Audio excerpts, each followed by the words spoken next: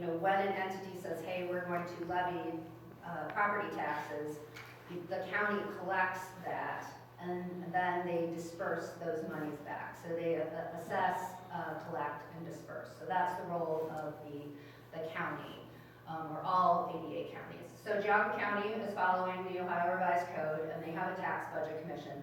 So the tax budget commission essentially kind of works as a check and balance to assure that the governments that are levying property tax budgets, have the need that they can, that they're requesting the continued millage, and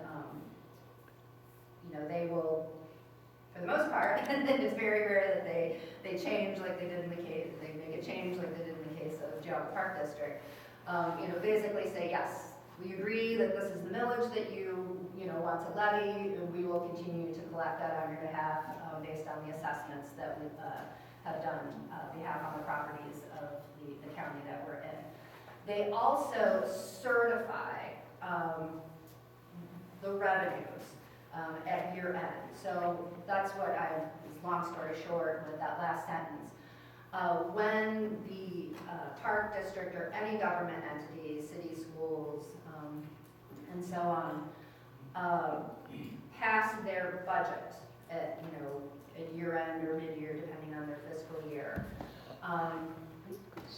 that entity submits it to the tax budget to say, hey, this is what our appropriations, our year-end budget, the actual operating budget that we have, and then they agree, yes, you have enough revenue to cover your budget. So that's the certification process. It's separate from the tax budget process that occurs in mid-year, in August and July.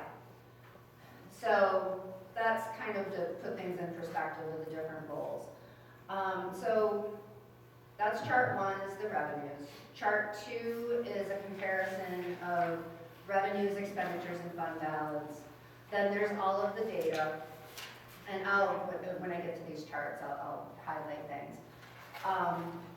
The 4th is the history of Geauga Park District park levies and when the levies came into place and the type of levies. The next 2 documents are the Schedule Bs. So these are documents that are provided to government entities like Geauga Park District from the auditor's office, saying this is what we believe we're going to be collecting on your behalf based on your millage that you have levied and the voters have approved. And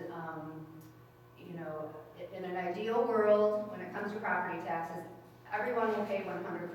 So they give, we think that, but that's not true. Not everyone pays their property taxes.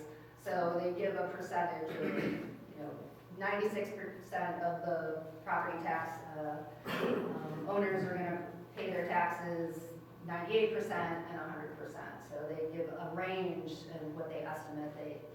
The estimate that they feel revenues are going to come in based on how many people pay. So I'll talk about Schedule Bs in a little bit. And then just a small comparison of Geauga Park District to 2 surrounding park districts, Lake Metro Parks and Cleveland Metro Parks with their millage. So, first chart is the chart of revenues that Geauga Park District received going back to 1998. So as you'll see, overwhelmingly, property tax is the most important revenue that we collect.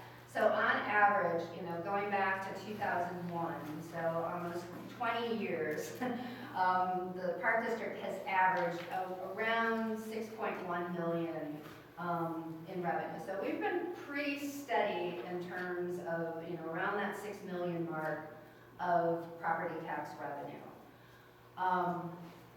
The other large revenues are kind of a mix of grants, which are, can be from private things, then intergovernmental is revenues that we would receive from, state primarily, maybe occasionally federal, and then gifts and donations. So how the I've classified those three, those grants, intergovernmental, gifts, donations, and other, kind of have varied. So I lumped them all together. So on average, those types of revenues have been a little over $2 million going back to. So we've been pretty steady around that $8 million between the property tax and the those all others going back. But it's really important, and I have to stress this, that those grants, other gifts and donations are one-time dollars. So we can depend on the property tax for the most part, unless what happened this past year happened. But that $2 million, as you'll see from this chart, really fluctuates. And the other thing to really keep in mind, a lot of the intergovernmental grants that we receive are reimbursements. So the park district has to front the money. So for example, with the EPA grant that Paul worked to get for the stream restoration, the park district has to, pay for the project up front, and then when it's completed, we can draw down those monies. So we need to have those funds on hand in order to receive those reimbursements. So that's really important too. So that is a lot of that fluctuation. So that's all I'm really going to say about that chart 1. Any questions before I go forward to chart 2?